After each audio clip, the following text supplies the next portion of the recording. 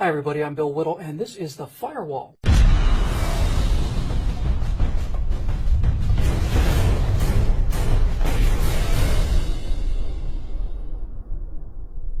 You know how it is on Facebook. Every now and then, a friend pops up who you haven't seen in a long, long time.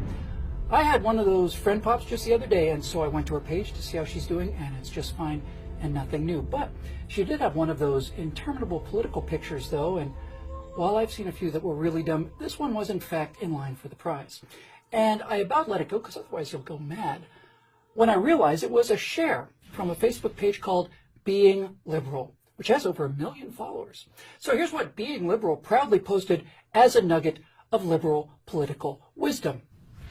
It says, when all the trees are cut down, when all the animals are dead, when all the waters are poisoned, when all the air is unsafe to breathe, only then will you discover you cannot eat money.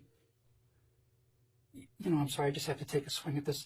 First the jab, then the uppercut. Let's start with the point of this poster. I hate to break this to you, you blindingly stupid young thing, but even before I saw this picture, I already knew that you can't eat money. I learned this not through a program of nonviolent resistance to the corporate death machine, but rather through trial and error at age 2. By the time I was 2, I had experimentally determined that you cannot, in fact, eat money, and thus was prepared to delve deeper into economics. But I am glad to see that you have achieved mastery of the fundamental concept. You know, if you keep at it, you may discover at age 85 or so at this rate, that while you cannot eat money, you can use money to buy food.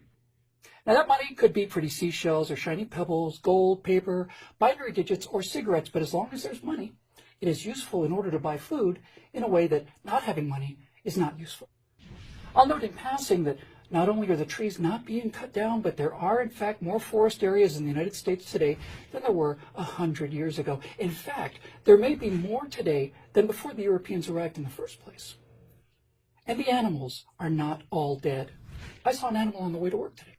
Like the forests where they live, there have never been more deer in America, and the buffalo, nearly wiped out a century ago, are back in numbers that make buffalo burgers routinely available and damn delicious as well.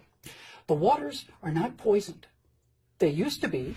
The Cuyahoga River caught fire at least 13 times between 1868 and 1969, but the last time that happened was 45 years ago. It and the rest of the nation's waterways are far, far cleaner today.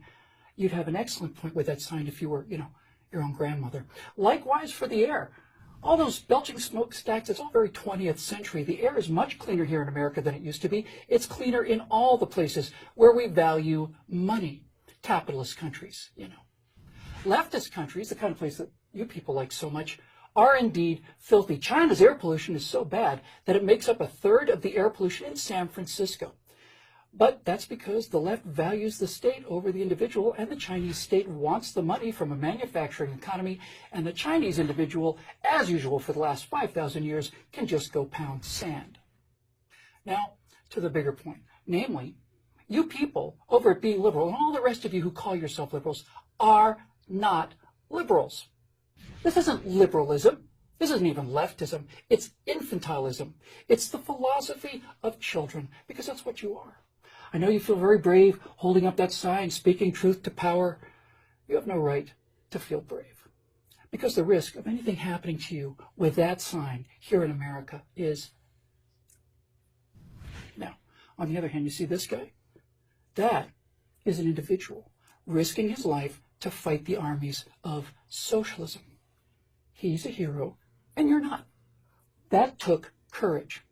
What you're doing doesn't take any courage at all. Like everyone else on the left, you want something, in this case, moral superiority, but you don't want to pay for it, so you just take it. See how easy it is? You people who call yourself liberals are not liberals. None of you are. You know who is a liberal? This guy. He's a liberal. We're going to use the image of this dead white male to represent the other dead white males who were, in fact, actual liberals. They were called liberals because they believed in liberty, which meant and still means simply the freedom to be left alone. The man on the right wanted people to be left alone.